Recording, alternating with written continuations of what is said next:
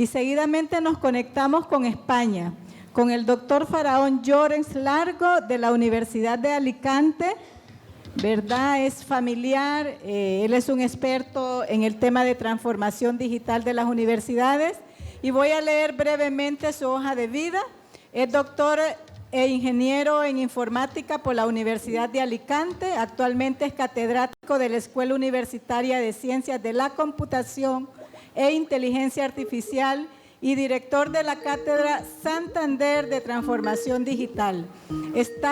Ha sido secretario ejecutivo de la Comisión Sectorial de TICS de la Conferencia de Rectores de las Universidades Españolas y participa también en los estudios de Estado de las Tecnologías de la Información y Comunicación en las universidades ecuatorianas y Estado actual de las tecnologías en las instituciones de educación superior en México. Recibió el premio Sapien 2008 al profesional concedido por el Colegio Oficial de Ingenieros en Informática de la Comunidad de Valencia y el premio a la calidad de Innovación Docente 2013 concedido por la Asociación de Enseñantes Universitarios de la Informática.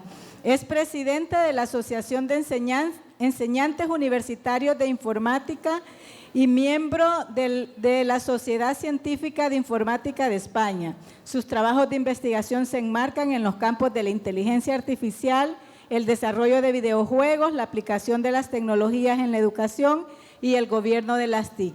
Con las disculpas del caso por el retraso, cedo la palabra al doctor Faraón Llorens Largo.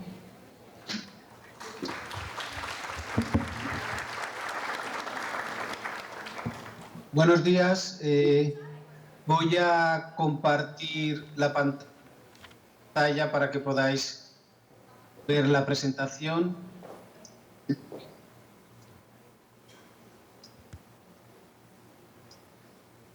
¿La veis ahora? ¿Se ve? Se ve, doctor. Muy bien.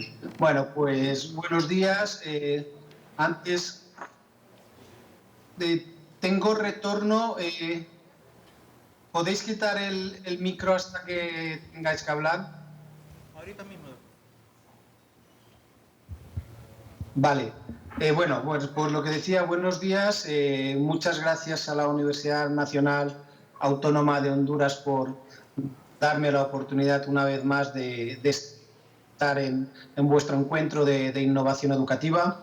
La verdad es que se me van acabando los temas de qué hablar y voy a asumirme a lo que ya he contado en ocasiones anteriores, en los que hablamos de políticas de innovación educativa, incluso el año pasado de la transformación digital de las universidades.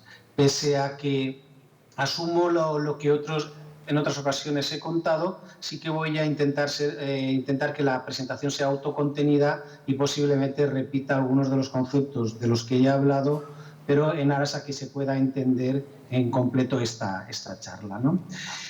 Aquí lo que voy a hablar ahora, lo que acordamos hablar con Marta y con Alan, es que os hablará de los modelos educativos flexibles como manera de dar respuesta a estos retos que la transformación digital nos está imponiendo a todas las organizaciones y en particular a las universidades.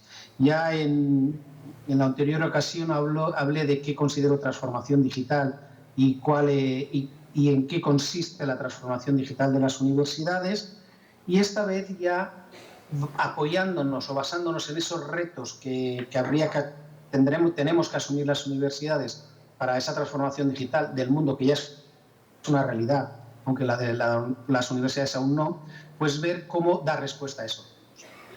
Voy a utilizar una cita de un excelente libro que les recomiendo que lean, que es Homo Deus, de Yuval Harari.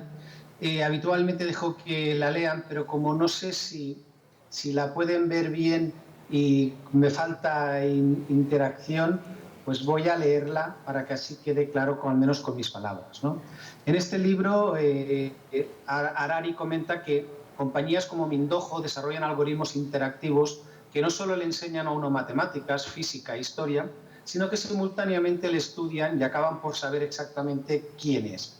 Profesores digitales supervisarán de cerca todas las respuestas que dé y cuánto tiempo tardó en darlas, con el tiempo discernirán sus puntos débiles particulares y también sus puntos fuertes, identificarán lo que le excita y lo que hace que los párpados se le cierren, podrán enseñarle termodinámica o geometría de una manera que se adapte a su tipo de personalidad, incluso si esa manera no es adecuada para el 99% de los demás alumnos. Y estos profesores digitales nunca perderán la paciencia, nunca le gritarán y nunca harán huelga. Sin embargo, no está claro por qué diantres uno necesitaría saber termodinámica o geometría en un mundo que disponga de estos programas informáticos tan inteligentes. A muchos nos puede parecer ciencia ficción este fragmento, este texto, esta situación que describe Harari, pero yo no creo que esté tan lejano ni sea tan ciencia ficción. Evidentemente, que quede claro desde el primer momento que reivindico el papel de profesor y no creo que los profesores digitales sustituyan a los profesores reales. Pero, ¿de qué habla en este texto? Habla de dos cosas que quiero comentar a lo largo de la charla. Una, que es cómo aprendemos o cómo aprenderemos en este nuevo mundo digital. Y segunda es, ¿y qué tendremos que aprender en este mundo digital? Por tanto, quiero hacer reflexiones tanto en cómo se aprende como qué se aprende. Transformación digital de la universidad es tanto la utilización de tecnología para nuestra labor educativa, de cómo enseñar, como revisar los contenidos de los distintos planes de estudios y las titulaciones que más se adaptan a las necesidades de la sociedad en estos momentos. Pues bien, ¿cómo podemos responder las universidades a estos retos que nos plantea este nuevo mundo altamente tecnificado y digital? Quiero utilizar esta fotografía, esta preciosa fotografía de unos árboles de Nueva Zelanda, porque diríamos, como siempre, pues la universidad nos adaptamos a los tiempos, a las necesidades. Y si el viento soplara siempre en la misma dirección, haríamos como estos árboles y nos adaptaríamos al viento y creceríamos frondosos con la inclinación que los vientos nos den. Pero si algo caracteriza estos momentos es que no sabemos los vientos de dónde soplan, ni por dónde soplan, ni cuál es la dirección correcta o no correcta. Por tanto, en tiempos de cambio continuo, la mejor estrategia es la flexibilidad, que quiero reflejar con estas fotos de unos bosques de cañas de bambú de Japón. El bambú es suficientemente flexible para adaptarse al viento, pero lo suficientemente rígido, porque de hecho son la base de las estructuras de las casas y de las construcciones en Japón.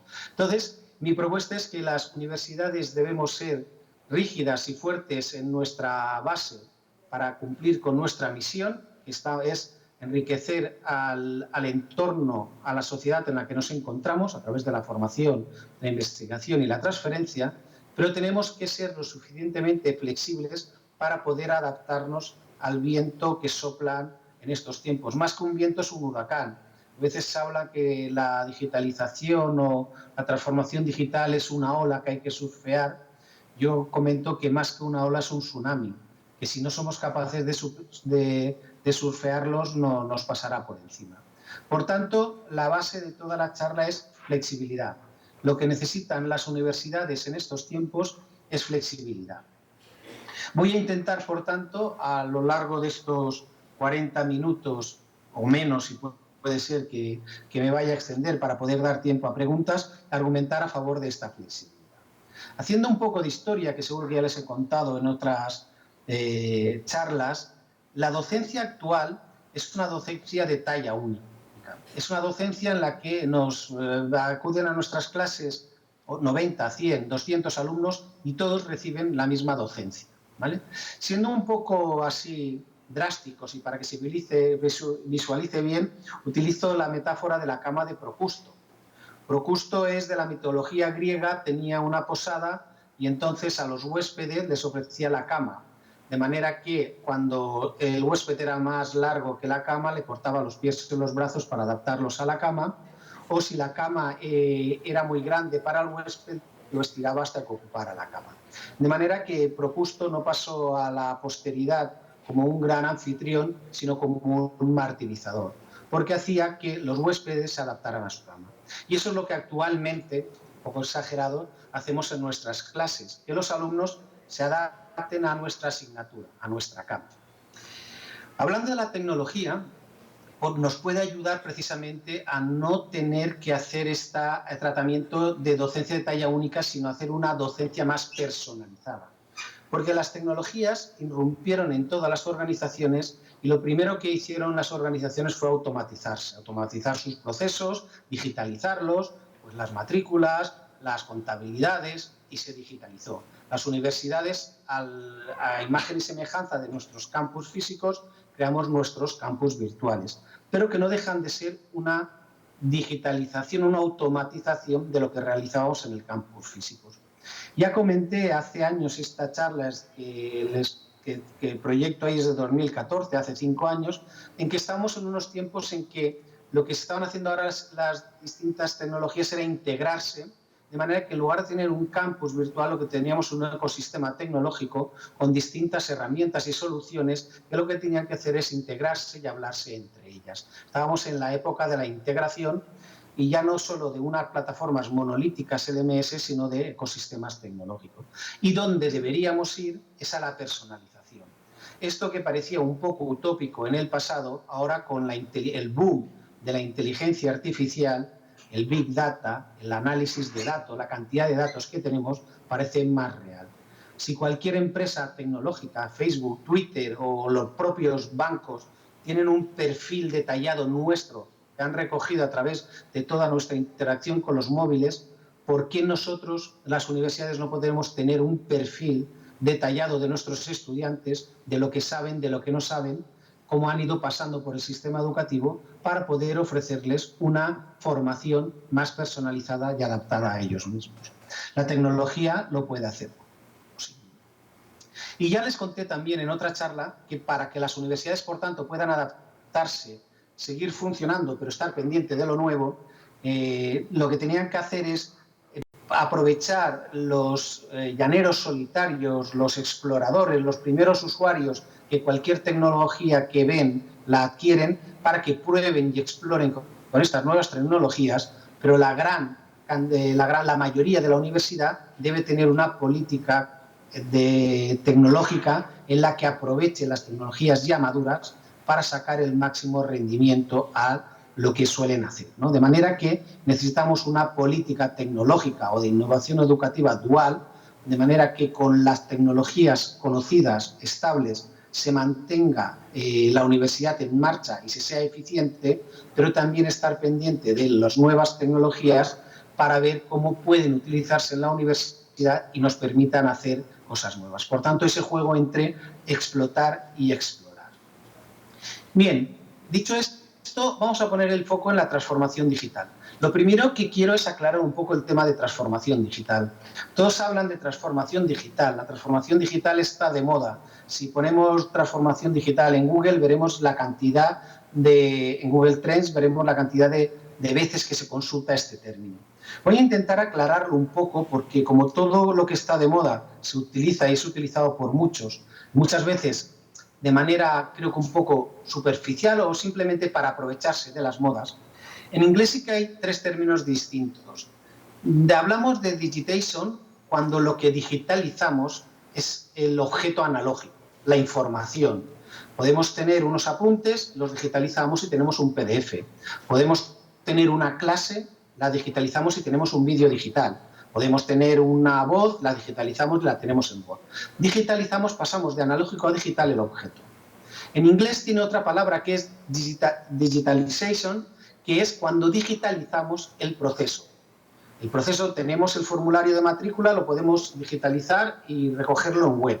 Pero cuando lo que formalizamos es el proceso de matrícula, que es cómo nos entregan el formulario, cómo ese documento llega a Secretaría, cómo Secretaría lo valida, cómo le da de alta en las bases de datos y cómo me aparece a mí como profesor el estudiante, y hemos digitalizado el proceso, que en castellano podríamos llamar de automatización, automatizado, aunque en castellano utilizamos el término digitalización prácticamente para los 3 campos. Lo que estamos digitalizando es el proceso, los procesos clásicos, operativos de operación de la universidad. Realmente hablaremos de transformación digital cuando lo que se digitaliza es la estructura estrategia del negocio, ¿vale? No son procesos independientes, sino es el negocio y la estrategia en sí. De manera que, utilizando otra diapositiva de Ducause, en el que la digitalización sería pasar de analógico a digital, la digitalización de los procesos individuales, y realmente hablaríamos de transformación digital cuando se aporta un nuevo valor o se pueden hacer cosas nuevas que antes no se hacían y se tiene una visión integral y estratégica de la organización. Aquí, en estos momentos, cuando hablaba de esto, veía las caras de los asistentes y decían, ¿entiendo o no entiendo? Y hace poco encontré un ejemplo que puse en una charla y después las retroalimentaciones que lo entendían mejor, y es lo que voy a utilizar aquí un poco para que entiendan la diferencia entre digitalizar y transformación digital. A principios de año, en enero, aquí en España hubo una huelga del taxi porque estaban los Uber y las empresas de transporte personal que entonces estaban haciendo competencia. Y los taxistas hicieron huelga para reclamar sus derechos. Realmente, incluso en la televisión salieron declaraciones del taxi que decían que no entendían porque ellos se habían digitalizado, habían estado a la altura, se habían ido evolucionando y renovando, porque los taxis ahora se conducían con un navegador, era el que dirigía el taxi, no eran los mapas en papel, los callejeros. Además, en la mayoría de los taxis aquí en España y en las grandes ciudades se podía pagar con tarjeta, habían digitalizado la forma de pago.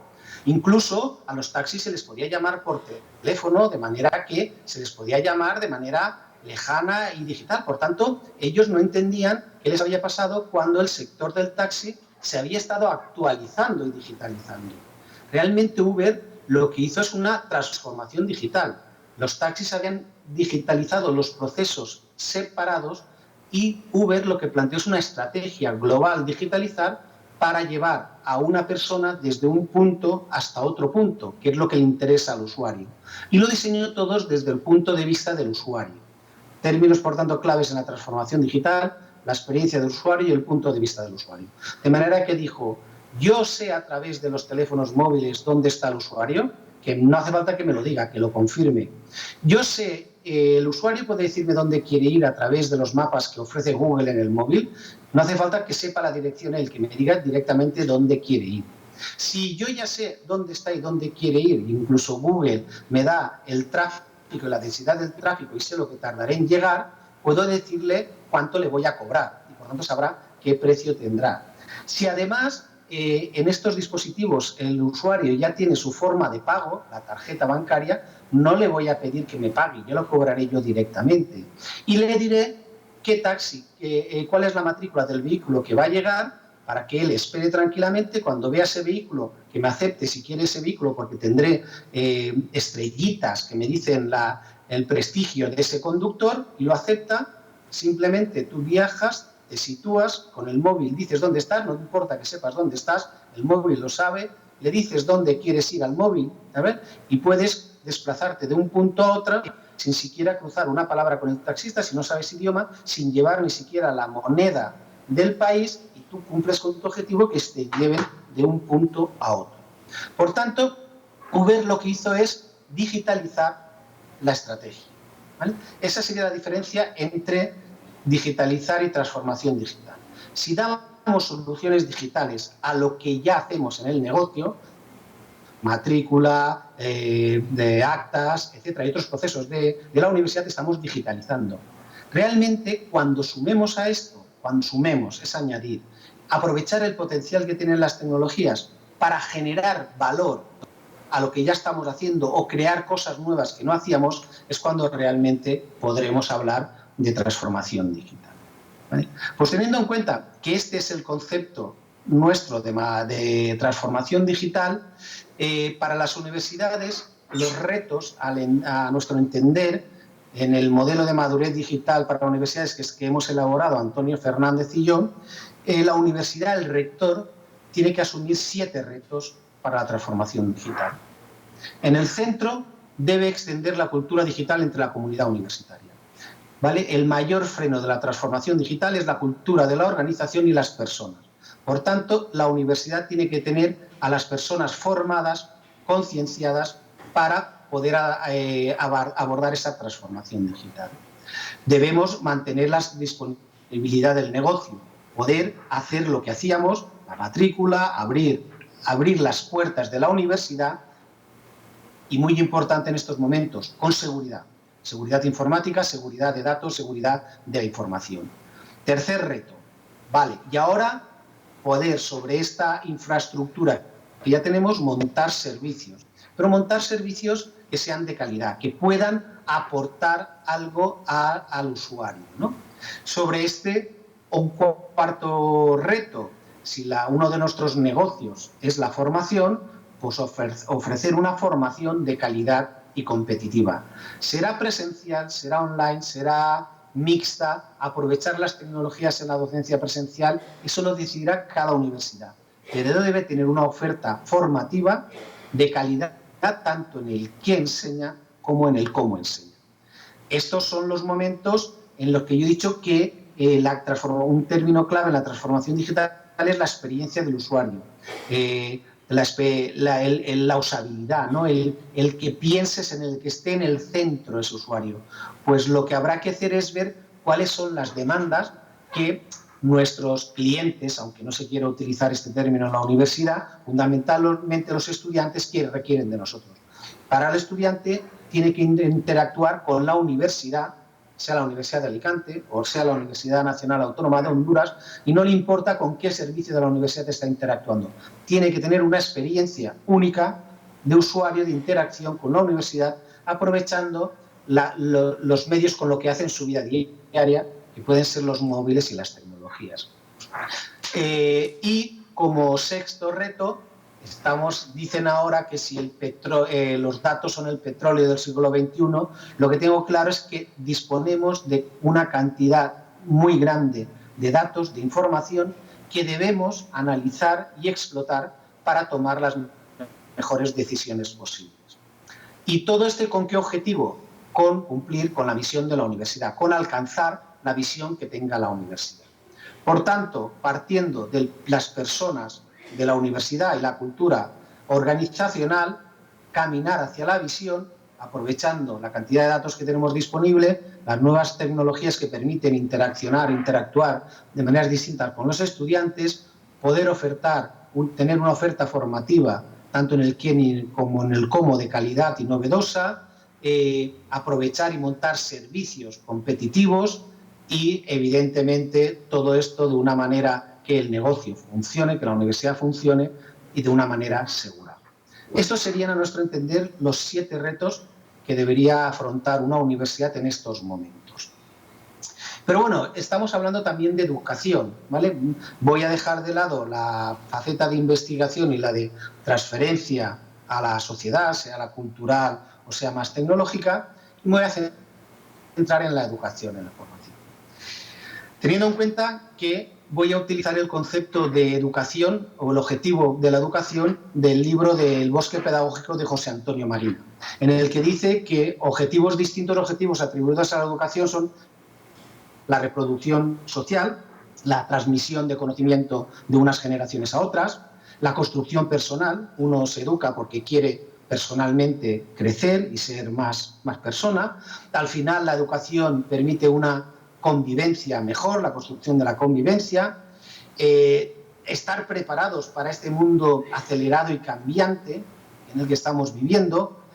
Evidentemente también muchas veces y muchas titulaciones ya en la universidad te preparan para el mundo laboral, porque al final los jóvenes quieren tener una profesión en la que poder ganarse la vida y vivir, y finalmente la educación por la felicidad. Si tenemos en cuenta que estos son los objetivos de la educación, para mí los retos que derivan de la transformación digital que tiene que abordar el mundo educativo vuelven a ser 7. Siempre procuro coger 7, pues 7 es el número mágico.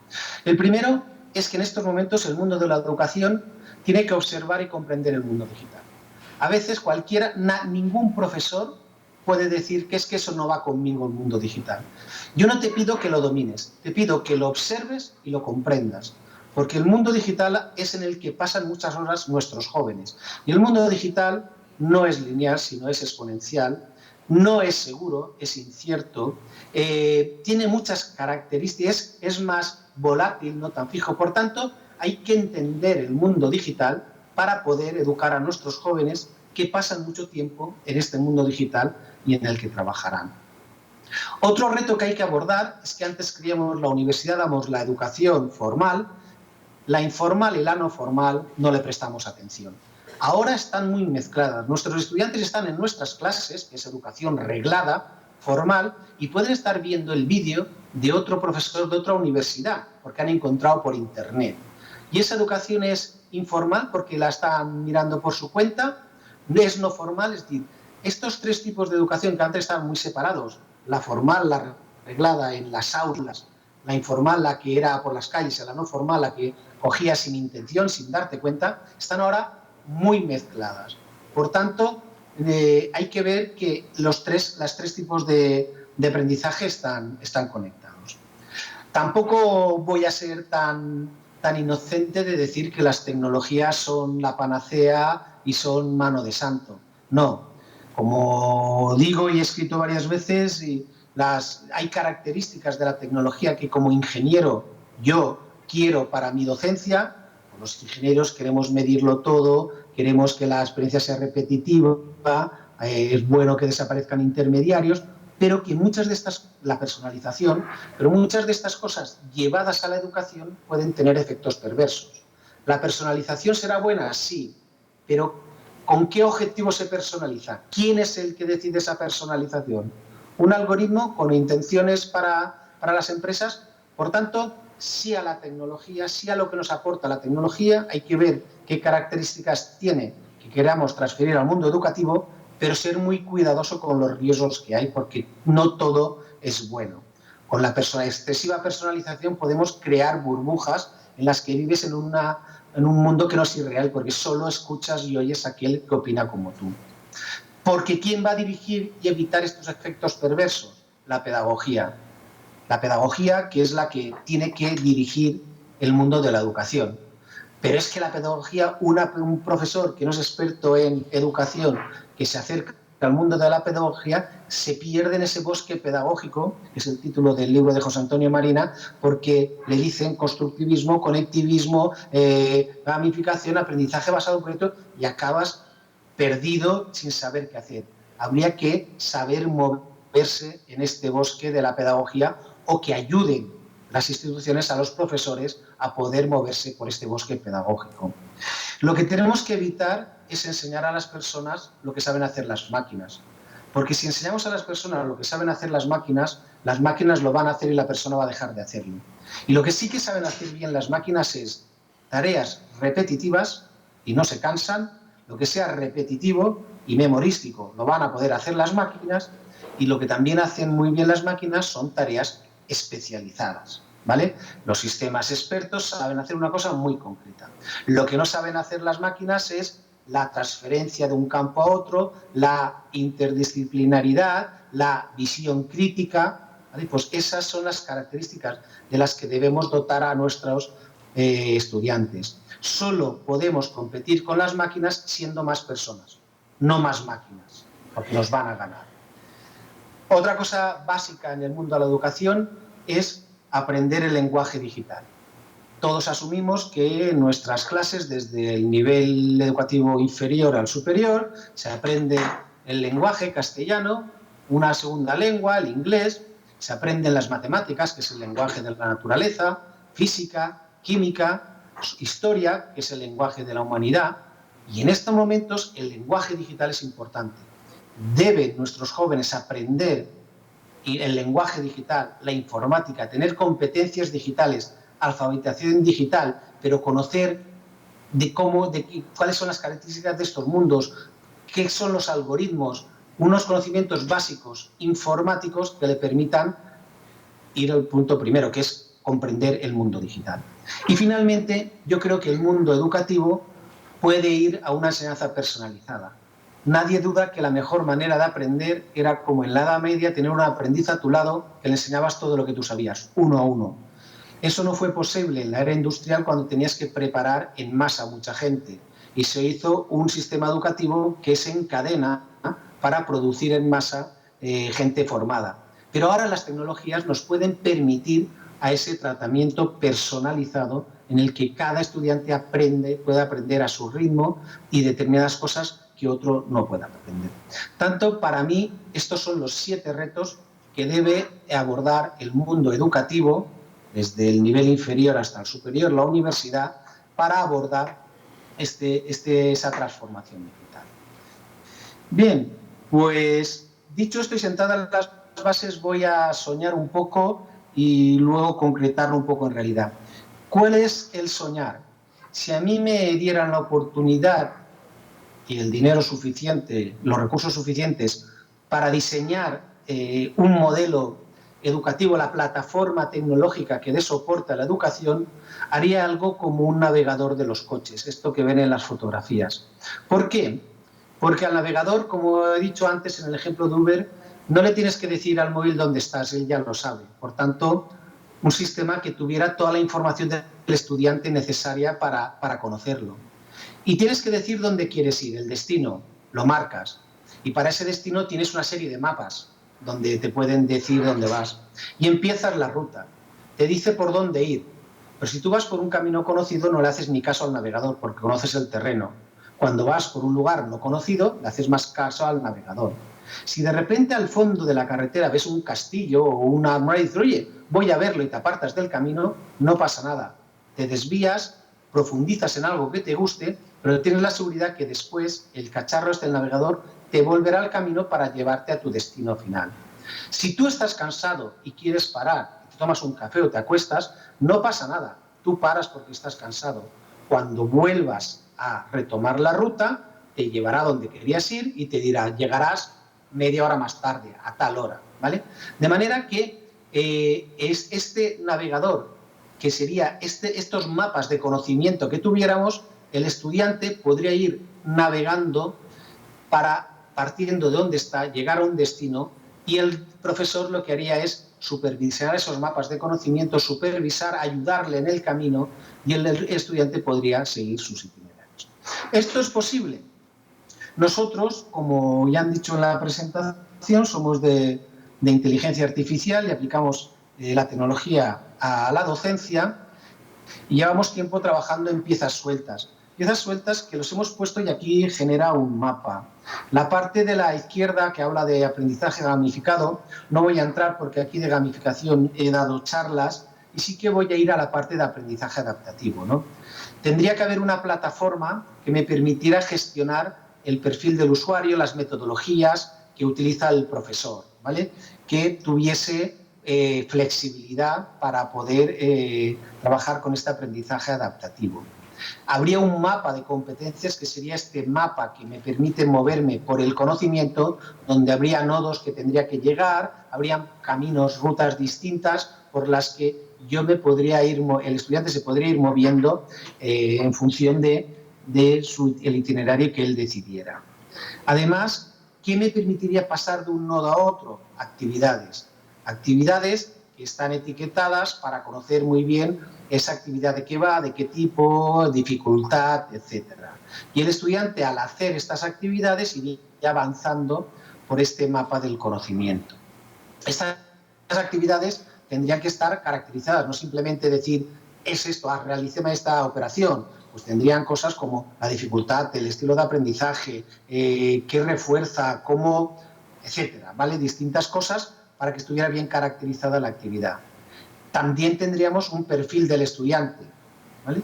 De manera que ahora iríamos a un motor de selección que podría coger cómo es el estudiante, cómo es la actividad y asignarle en cada momento la actividad que considere más adecuada, según la estrategia que siempre puede poner el profesor. De manera que en momentos de cansancio, con un ejercicio más difícil, si mi perfil es que por las mañanas estoy medio dormido y por las noches más activo, por la mañana actividades más fáciles, por la noche más difíciles. Si soy más visual, pues un concepto me lo pondría primero de forma visual, y una vez que lo haya entendido, me pondría más en forma textual, es decir, me iría asignando las actividades más adecuadas para que yo pudiera avanzar mejor por esta ruta. Y todo esto analizando datos, recogiendo un montón de datos de los alumnos y con técnicas de Big Data, de análisis de datos, de Machine Learning, poder ir analizando estos datos que me permitan no solo saber por dónde va, sino incluso predecir, que sería lo más interesante, para incluso poder prevenir, ¿vale? Y la detección temprana. Nosotros hemos hecho distintos experimentos con análisis de predicción y hemos tenido resultados bastante interesantes, ¿no? Bien, con esto, más o menos, muy rápido, porque cada diapositiva me daría para una charla, voy a cerrar la ponencia.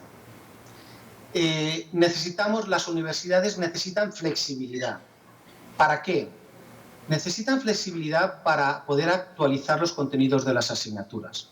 Si cada vez que hacemos un plan de estudios o una ficha de asignatura tienen que pasar un año hasta que la universidad y los departamentos la aprueban y un año más en España porque la apruebe la ANECA, que es la agencia de calidad, y luego se implantan al año siguiente y esos alumnos saldrán al mercado, a la sociedad, dentro de 10 años, no podemos tardar tanto. Tenemos que tener flexibilidad para ir adaptando los contenidos.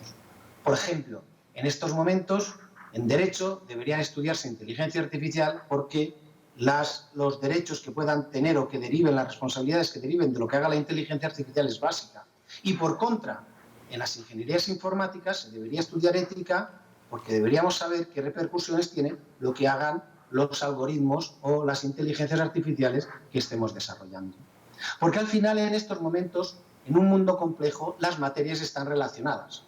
Y esto estanco de asignaturas separadas, titulaciones separadas, no funciona. Realmente los perfiles interesantes en estos momentos en el mercado son aquellos mixtos que hablan de ciber no sé qué, de bio no sé cuántos, ¿vale? Perfiles híbridos, porque en el mundo complejo, y lo que he dicho ya que como podemos competir con las máquinas es con la visión transversal. También podríamos tener que adelantarnos a unos perfiles profesionales que aún no están definidos. Hay estudios, que no sé dónde serán y dónde sacan los datos, pero dicen que si el 80% de las titulaciones, de las profesiones de dentro de unos años aún no están inventadas. Yo no sé de dónde se saca, si será verdad. Lo que sé es que no tenemos claro en qué van a trabajar nuestros jóvenes dentro de 10, 15, 20 años. Por tanto, tienen que tener una facilidad, una posibilidad de acceder a ese perfil profesional que en estos momentos no sabemos cuál será. Diseñar todo desde el punto de vista de la experiencia de usuario, ¿vale? El alumno que se acerca a la universidad es uno que se acerca a una universidad, no a distintos departamentos y servicios, sino tiene que tener una experiencia y siendo egoístas, lo suficientemente agradable para que quiera volver a nosotros a formarse continuamente. Las universidades se juegan el futuro no en los grados, en el pregrado, sino en los másteres, en la formación continua a lo largo de toda la vida, que tendrán que ir al mercado del trabajo y volver continuamente a formarse. Y volverán a las universidades o irán a formarse a otros sitios. Las universidades tenemos que captar ese estudiantado.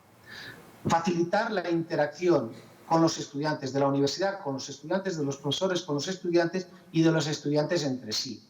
Ellos están acostumbrados, mis hijos ya no quedan, montan en cuestión de minutos, salen o no salen y dónde quedan, porque interactúan a través de los móviles y son capaces de relacionarse de manera muy ágil y muy rápida. Implantar modelos de aprendizaje adaptativo, ¿vale? Ya no docencia de talla única igual para todos, ¿no? Para ello necesitamos tener profesores preparados pedagógicamente. En ese bosque pedagógico de tanta metodología, la universidad tiene que apoyar y ayudar y decir, este es el modelo educativo que tiene la Universidad Nacional Autónoma de Honduras. Este es. Y los profesores debéis seguir este modelo y para ello os preparamos y os formamos. Pero además tienen que estar preparados tecnológicamente, porque tendrán que hacer uso de tecnología, ¿no? Y al final tendremos que diseñar plataformas que me puedan gestionar esto, todas estas metodologías.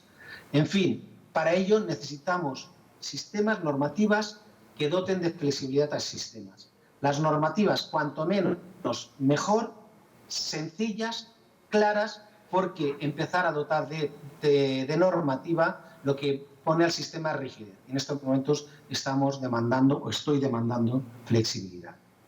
Es decir, ¿seremos capaces de acabar con las asignaturas? El conocimiento no es estanco, no está separado. Es una invención nuestra de separarlo en asignaturas. Nosotros tenemos experiencias muy interesantes de aprendizaje basado en proyecto en cuarto de una ingeniería multimedia que nos funciona fantásticamente. No es la panacea para todos, pero hay modelos en los que las asignaturas tienen que romper esa separación entre asignaturas porque el conocimiento no está separado, no es estanco. Acabamos con las titulaciones. Ya digo que no es estanco las asignaturas y quiero abrirlo al máximo. Y ahora me decís, Faraón, te estás contradiciendo, me voy a lo mínimo. Acabamos con las titulaciones, esas microcertificaciones, esos nanogrados que dicen que se van obteniendo para al final formar un itinerario será el futuro.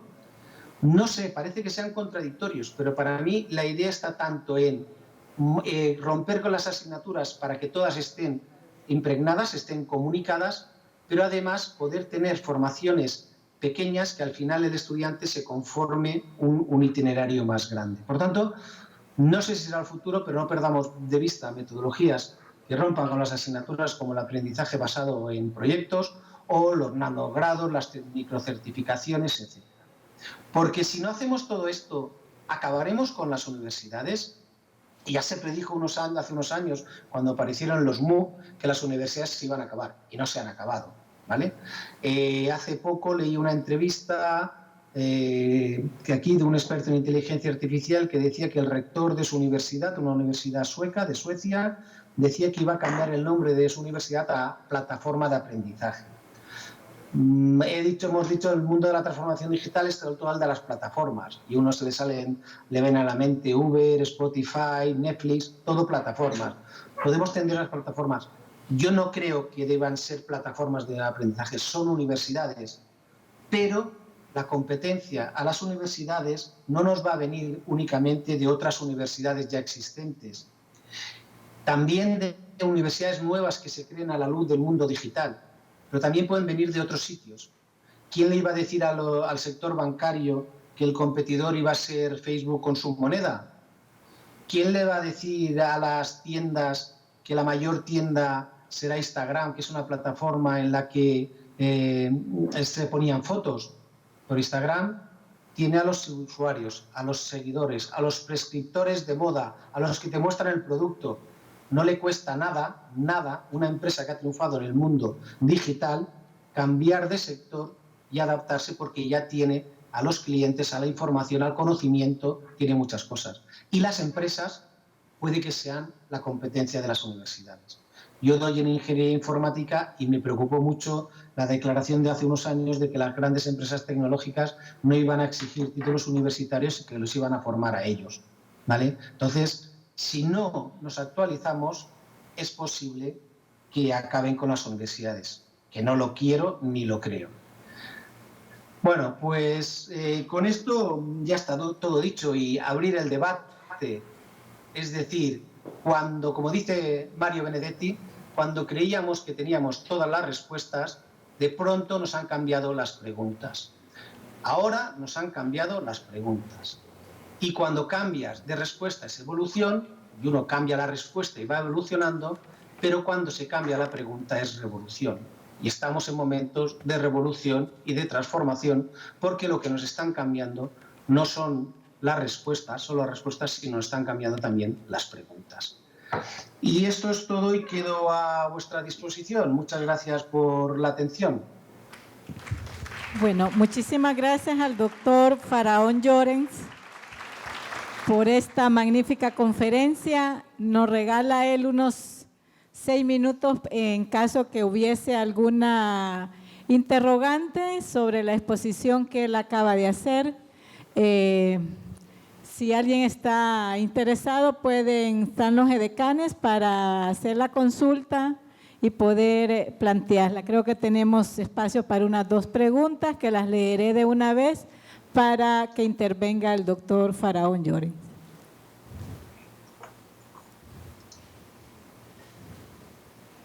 Y mientras vamos trayendo las consultas, yo tengo una consulta. nos mostraba Faraón un proyecto que están trabajando y hacía la analogía que lo que ha hecho Uber está queriendo trasladarlo, están trabajando con su equipo de investigación en un proyecto de aprendizaje adaptativo.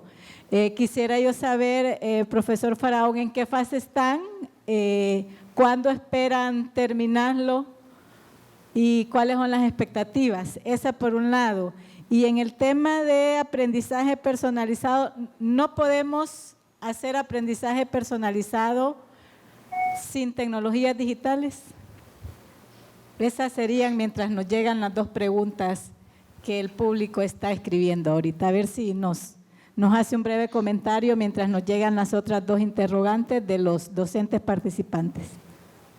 Bueno, pues empiezo por la segunda. ¿Se puede hacer aprendizaje personalizado sin tecnología? Sí, pero ¿por qué no se está haciendo? Porque el aprendizaje personalizado necesita un trato personalizado y necesitarías un profesor con pocos alumnos, ¿vale? Pocos estudiantes. Y esa no es la realidad. Aquí en España yo empecé en niveles educativos inferiores y había en los pueblos lo que se llamaban las escuelas unitarias, donde tenías pocos alumnos, 20 alumnos o 15 de distintas edades y un mismo profesor lo atendía a todos. Eso era enseñanza personalizada. Dabas un tratamiento porque cada alumno tenía una edad y era distinto. Pero esas son cosas que necesitan que la ratio profesor-alumno sea muy pequeña. La tecnología te permite, porque automatizas todo lo posible, te permite un trato más personalizado a mayor cantidad de gente. Esa sería la respuesta, ¿no? Claro que no hace falta la tecnología, sin tecnología se puede hacer, pero necesitas un mayor coste personal. En cuanto a la segunda, ¿en qué estado está toda esta plataforma? Si ves, Marta, la primera diapositiva eran como piezas de puzzle, y a cada una de estas piezas bajo poníamos, lo que no entraba en detalle, en el estado en que estábamos, si era investigación, era proyecto piloto. Es decir, una solución global está lejos de que la tengamos. Ahora, nosotros, con nuestros estudiantes, hemos recogido sus datos y con técnicas de inteligencia artificial hemos hecho predicciones para ver cuál sería su nota y ver si esto funcionaba. Estamos cogiendo actividades y diseñando actividades y etiquetarlas y ver cómo se las asignamos al alumno y cómo responde. Estamos intentando tener un perfil de los estudiantes más rico. Es decir, hay distintas piezas que ya se están avanzando, que hay propuestas y soluciones. Ahora, un sistema global y completo, yo no lo conozco, ¿vale? No hay algunas propuestas comerciales por ahí, pero en general que se pueda generalizar y utilizar, no. Al final nosotros lo tenemos que, como somos profesores y investigamos, aplicamos nuestra investigación a nuestra propia labor. Está todo en un nivel muy aún de investigación y de proyectos piloto para nosotros mismos. Bueno, y hago la última ronda de preguntas. Si conoce de alguna experiencia de carrera universitaria, de un diseño curricular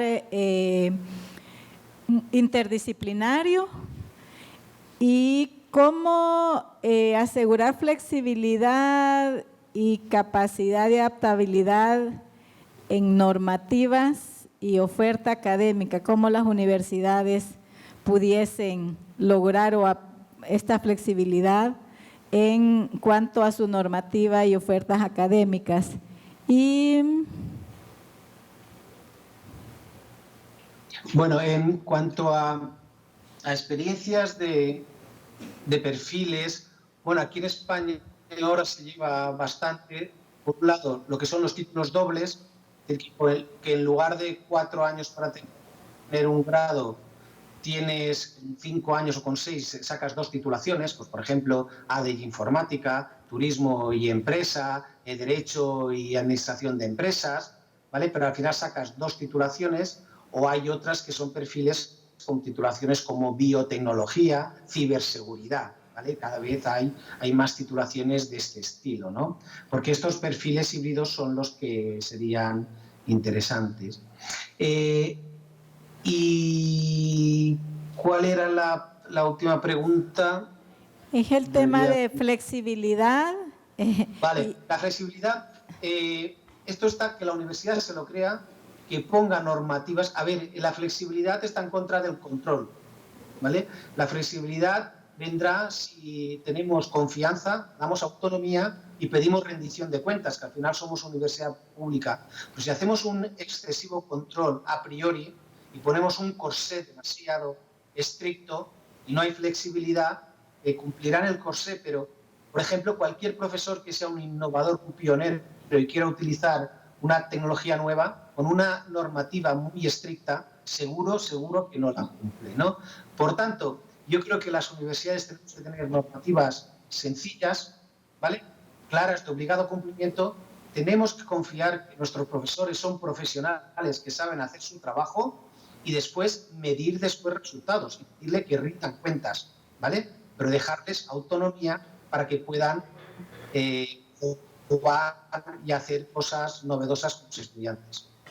Bueno, con esto cerraríamos la intervención del doctor Faraón Llorens, ¿verdad? Agradecemos esta deferencia que ha tenido, ¿verdad? De esperarnos en el retraso y de siempre estar dispuesto a compartir sus avances en innovación educativa con la comunidad académica de la Universidad Nacional Autónoma de Honduras.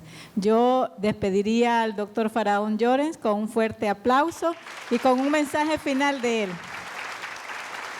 Muchísimas gracias a vosotros y, como sabéis, siempre a vuestra disposición. Un abrazo, Marta, Alan, y estamos en contacto. Muchísimas gracias.